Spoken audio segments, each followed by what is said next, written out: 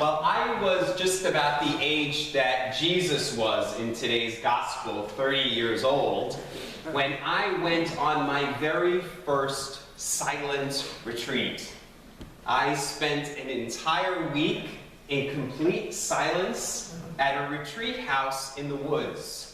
There was no TV, no radio, no music, no newspaper, no phone. This, of course, was before the days of cell phones and the internet.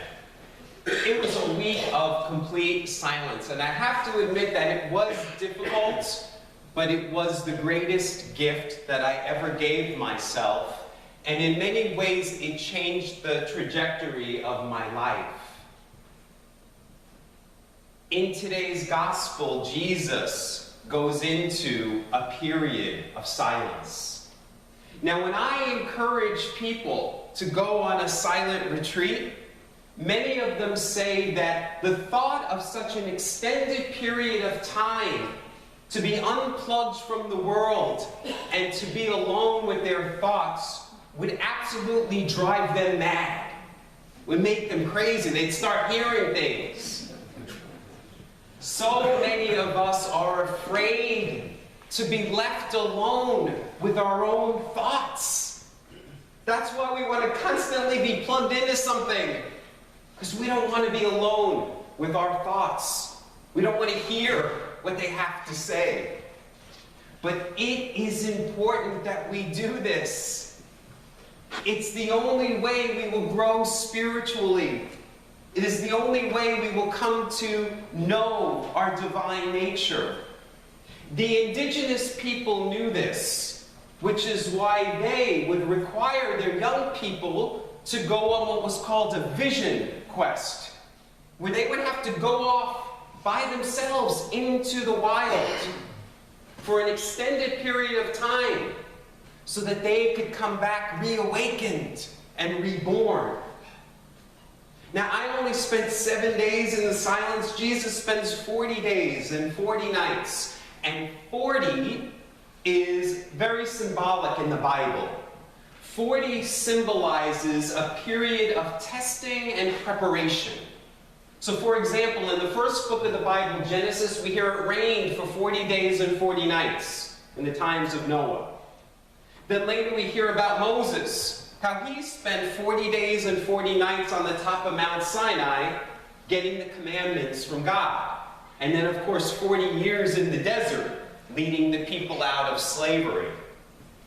We know that a woman is pregnant for 40 weeks, that it takes that amount of time to prepare for life. Jesus' 40 days and 40 nights are why we have 40 days of Lent. These 40 days ahead of us are our time of preparation. It's our time to go into the wilderness, into the quiet, to be left alone with our thoughts and to wrestle with them, to face our demons. Now, I want to explain what I mean by facing our demons. Most people in this room have come to a much more mature understanding of God than you did when you were a child. Most people in this room no longer think of God as an old man up in the clouds with a long gray beard wearing sandals. God was never described that way in the Bible. I don't know why we think of God that way, but we did. Most of us now, though, don't see God as a person. We understand God to be that divine love and light that makes its dwelling within each one of us. Like Jesus said, the kingdom of heaven is within you. So if we've grown in our understanding of God, we need to grow in our understanding of evil and the devil. The devil is not a red guy with horns and a tail and a pitchfork. That's not who Jesus faced in the desert, was that person. So we need to come to an understanding of who is that? What is that? Now, most of the world's major faith traditions, Buddhism, Confucianism, Taoism, Hinduism, Native American spirituality, and even Jesus' own religion, Judaism, do not believe in the devil or hell. These are concepts that the early Christians came up with, and they fashioned the persona of the devil on the Greek god Pan, who was the god of the wild. He had horns and played the flute. So they made the devil look like him. This is not what Jesus believed in. Jesus was a Jew. He didn't believe in Satan or hell. So who or what is Jesus hearing out there in the desert? What's going on there? Well, I think one of the keys to look at is that in today's gospel, we hear Jesus say, "Get behind me, Satan." And that may sound familiar to you because Jesus would later say it to his own apostle, Peter.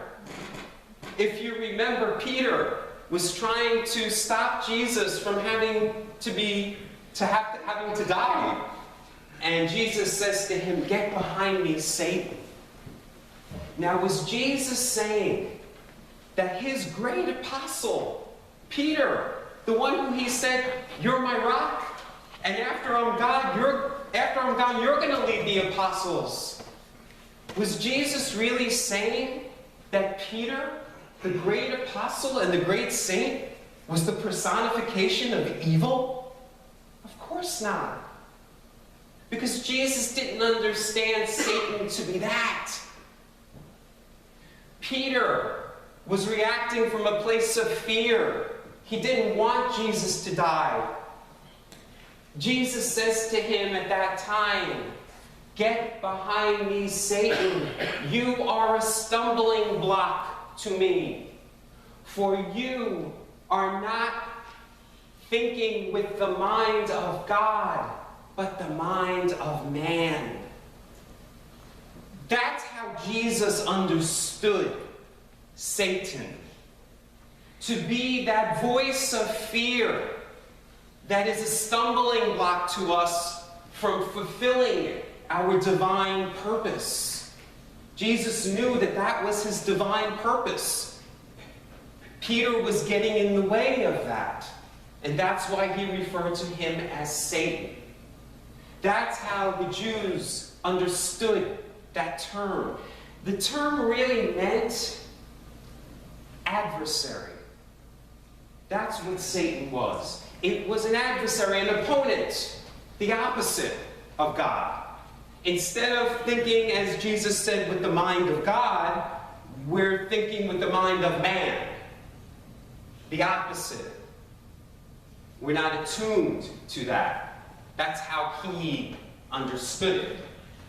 So we have to get out of our head this image that the devil is some persona or some outside force that has control over us. If God is love, an indwelling force that makes its home inside of us, if that's what that love is, an inside force, not an outside force, then it would make sense that the opposite is an inside force. Now, this is very confusing for some Christians because this story challenges what they believe about Jesus. Many Christians believe that Jesus, as a baby in the manger, knew that he was God. That Jesus, from a baby, was already whole and complete without sin. But think about it. If he was, what temptations would there be to overcome? I mean, how could God be tempted? Jesus, at the age of 30, is a man who's coming to the understanding of his divinity, of his oneness with God.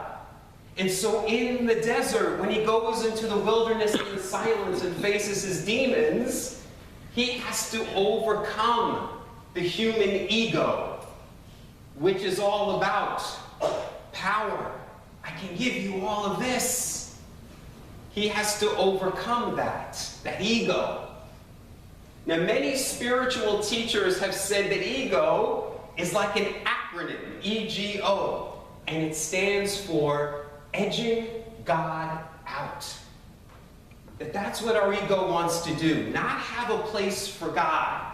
Doesn't want us to discover our divinity, our oneness with God. Because once we discover it, we won't have any need for it anymore. So it will do whatever it can to convince us, to keep us from that oneness. That's why it's the voice of the adversary, the opponent, the one that wants to keep us from discovering our divinity. Jesus, in John's Gospel, would refer to this voice of the adversary as the father of lies. And I think that's a good way of understanding this. The truth of your being is that you are the light of the world, that you are a son and daughter of God, that you and God are one. Whenever you hear a voice that tells you the opposite of that, that's a lie. That's the father of lies. It's the voice that says, you're not good enough. You don't have enough. You're lacking. You're separate from God. When you hear that voice that tells you the opposite of the truth of your being, that's the adversary, the opponent. That's the devil's voice, if you will. When we hear that, we need to do what Jesus did in the desert. He didn't try to fight it. He didn't run from it. He confronted the voice. He confronted it with the truth. That's what we do in the silence. When we go into the wilderness, maybe you're afraid. You don't want to be left alone with your thoughts because you don't want to know what am I going to be called to do. It can be frightening. But Jesus tells us in this story, confront the father of lies with the truth. And I love that term of getting behind. Get behind me, Satan. It is going to be difficult for us while we are still in human form to totally let go of the ego. That voice is always going to be with us. But Jesus is just saying, put it behind you. It doesn't have to go in front of you. It doesn't have to be the driving force. Put it in the back seat. Don't put it in the driver's seat. Don't let that voice control the direction of your life. The truth of the matter is that you get to choose who goes in the driver's seat. What voice are you going to listen to? Are you going to listen to the father of lies? That you live in lack and limitation and separateness from God? Or are you going to let that voice, the voice of God, the voice of truth, direct your life? You get to choose. It is your decision who gets in the driver's seat. Now, last year I shared with you the Lord's Prayer in the original Aramaic. Aramaic was the language that Jesus spoke. And the lines from the Lord's Prayer that say, lead us not into temptation, but deliver us from evil. We all know that. We all say it all the time. In Jesus' language, the original Aramaic, it is more accurately translated as this. Lead us not into temptation, but deliver us from evil means don't let surface things delude us. Free us from what holds us back from our true purpose. Don't let surface things delude us. Free us from what holds us back from our true purpose. That's what temptation is when Jesus is tempted in the devil. It means the surface things that delude us, the lies. And deliver us from evil says to free us from whatever's getting in the way of our living our true purpose. That's really what we're saying in the Lord's Prayer. Sin means that we think that we are separate from God. When we forget that God is within us, and we don't attune ourselves with God's mind and God's heart, we sin. So we have to really, I think what this story in the desert reminds us, and I hope that we are getting to that understanding, is that there isn't some outside force in the world, some devil that's coming around and tempting people and making evil happen. This is inside you. People are living in fear. People act out of fear. That's why there's evil in the world. It's not some red man with horns whispering in your ear, telling you to do bad things. It's because people are choosing to let the fear drive their life, rather than putting it behind them and letting the love drive their life. So we need to, as we grow in our concept of God, grow in our concept of what evil is. God is good. We've grown in our concept of the good. Now we need to grow in our concept from the evil and to understand that we get to choose. We get to choose. It's our decision. It's within us. The purpose of Lent, this period of 40 days, is for us to go into the wilderness and to connect with the truth of our being, with our light. An ancient word for the devil is Mephistopheles. And Mephistopheles means one who hides away from the light. And the Spanish word for devil, diablo, means to pull apart. When we hide from our light, when we pull ourselves apart from God, when we're not whole or holy or one with God, that's what we mean by the devil, temptation, sin. We make a choice to not connect with our light, to not think and act from the place of our highest self. We act from our base self, our lower self, that ego self that wants to keep us in worry, fear, doubt, anxiety, lack, limitation.